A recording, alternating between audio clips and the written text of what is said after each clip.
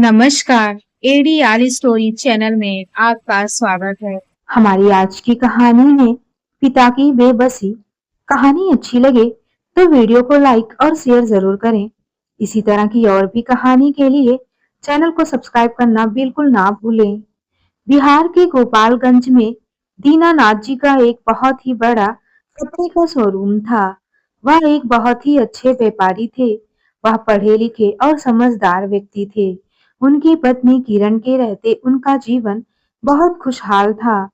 लेकिन जब किरण जी का देहांत हुआ तो दीनानाथ जी पूरी तरह से टूट गए। उन्हें अपनी जायदाद और व्यापार की कोई परवाह नहीं रही। इसी बात का फायदा उनके दोनों बेटे रघु और शिव अपनी पत्नियों के साथ मिलकर उठाने लगे। धीरे धीरे उन्होंने दीनानाथ जी को यह भरोसा दिलाया कि अब उन्हें आराम करना चाहिए और बिजनेस की कोई चिंता नहीं करनी चाहिए। दीनानाथ जी ने भी सोचा कि अब उम्र हो चली है, बेटा संभाल लेगा। लेकिन उन्हें क्या पता कि उनके दोनों बेटे रघु और शिव और उनकी बहुओं की नीयत खराब थी।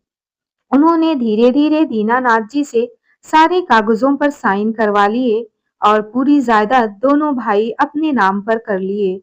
दीनानाथ जी को घर में सिर्फ एक कोने का कमरा दे दिया गया। कपड़े का शोरूम, बैंक बैलेंस और घर की हर चीज पर रघु और शिव के नियंत्रण में थी। दीनानाथ जी तो सिर्फ नाम के मालिक थे, असल में उनका कोई हक नहीं बचा था। दीनानाथ जी की बहुओं को अब उनके साथ रहना पसंद नहीं था। वह चाहती थी कि वह दोनों अकेले मजे से रहें। दीनानाथ जी अब बेटे बहुओं के रहमो करम पर थे। दोनों बहुएं आए दिन उनसे झगड़ती, ताने मारती और घर के कामों के लिए नौकर बनाकर रखती। एक दिन छोटी बहू घर में पोछा लगा रही थी, तभी दीनानाथ जी के हाथ से एक शीशे का गिलास गिरकर टूट गया। छोटी बहू को बहुत गुस्सा आया। वह बोली, बाबूजी, आपको दिखाई नहीं देता? मैं सारा दिन घर का काम करती रहती हूँ और आप नुकसान करते रहते हैं। अब कौन यह सब समेटेगा? अपनी देवरानी की कड़क आवाज को सुनते ही दीनानाथ जी की बड़ी बहू भी वहां आ गई और वह भी दीनानाथ जी को जली कटी बातें सुनाने लगी। इन्हें तो मुफ्त की रोटी खाने की आदत हो गई है। इन्हें तो यही लगता है हम दोनों घर की नौकरानी हैं और इनके द्वारा बिखेरे गए कामों को समेटेंगे। अपनी दोनों बहुओं की तीखी बातें सुनकर दीनानाथ जी बोले, बहू, कोई बात नहीं, मैं साफ कर देता हूँ। दोनों बहुएं गुस्से में पैर पटकते हुए वहां से चली गई। उनके जाने के बाद दीनानाथ जी कांच के टुकड़े समेटने लगे। तभी एक कांच का टुकड़ा उनके पैर में चुभ गया। खून की धार से पूरा फर्श लाल हो गया।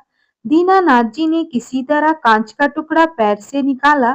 तभी बड़ी बहू आई और खून देखकर चिल्लाने लगी, यह क्या किया? फिर से सारा फर्श गंदा कर दिया। अब देख क्या रहे हो? एक काम भी ढंग से नहीं कर सकते। जाइए अपने कमरे में। मेरा काम और बढ़ा दिया।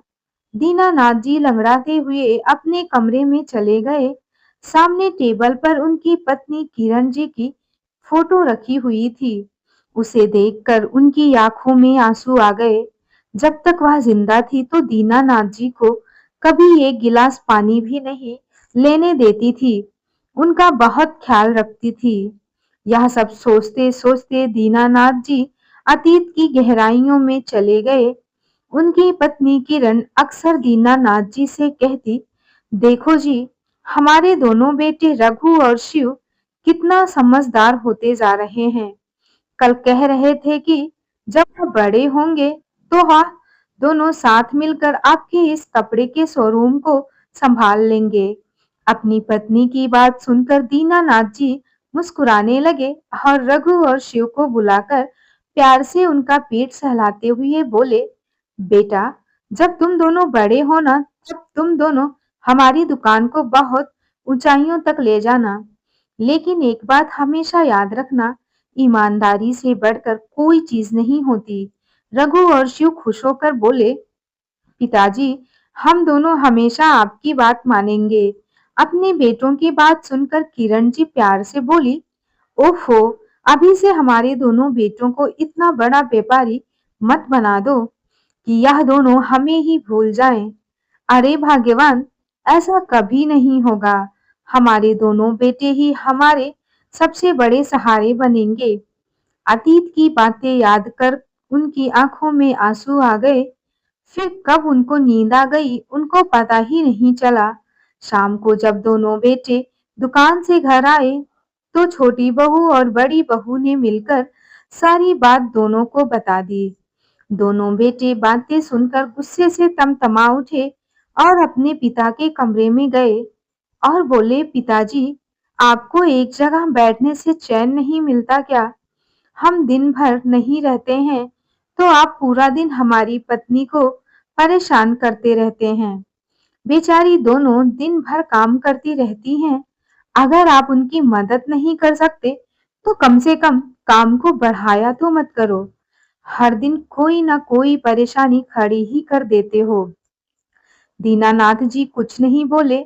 उनको बहुत दुख हुआ। उन्होंने सोचा कि जिस बेटों के लिए उन्होंने अपनी पूरी जिंदगी लगा दी, वही अब उन्हें बोझ समझ रहे हैं। वह बस चुपचाप बैठे रहे और कुछ देर बड़बड़ाकर दोनों बेटे बाहर चले गए। अपने पिता की चोट देखना तो दूर, वह दोनों उनको बातें सुनाकर चले आए। अब घर में कोई उनसे ठीक से बात भी नहीं करता था। सुबह दोनों बहुएं उन्हें ताने देती, दोपहर में नौकर चाकर उन्हें नजरअंदाज कर देते और शाम को दोनों बेटे अनाप शनाप बोलते रहते। कुछ ही महीनों में दीनानाथ जी की स्थिति और भी खराब होती गई। उन्हें कमजोर और बीमार समझकर अब खाना भी ठीक से नहीं दिया जाता था। कभी ठंडी रोटियां, कभी बासी खाना थाली में परोसा जाता था। जब दीनानाथ जी कुछ कहने की कोशिश करते तो जवाब मिलता, इतनी नखरेबाजी करनी है तो किसी और के घर में जाकर रहिए। दीनानाथ जी को अब एहसास होने लगा था कि इस घर में उनकी कोई कीमत नहीं है, लेकिन अब वह जाए तो कहाँ जाए। एक दिन हद हो गई। पहले बड़ी बहू ने उनसे कहा, बाबूजी, आपके लिए इस घर में अब जगह नहीं रही। हम आपको वृद्धाश्रम छोड़ देंगे। वहां आपकी देखभाल अच्छे से हो जाएगी। तभी कुछ ही समय में छोटी बहू भी आ जाती है। वह बोली, बाबूजी, भाभी ठीक ही कह रही हैं। आप कहो तो मैं आपको मंदिर में छोड़ देती हूँ। वहां आपको 2 वक्त की रोटी आराम से मिल जाएगी और सुकून से राम नाम का जाप करना। यह सुनकर दीनानाथ जी अंदर तक कांप गए।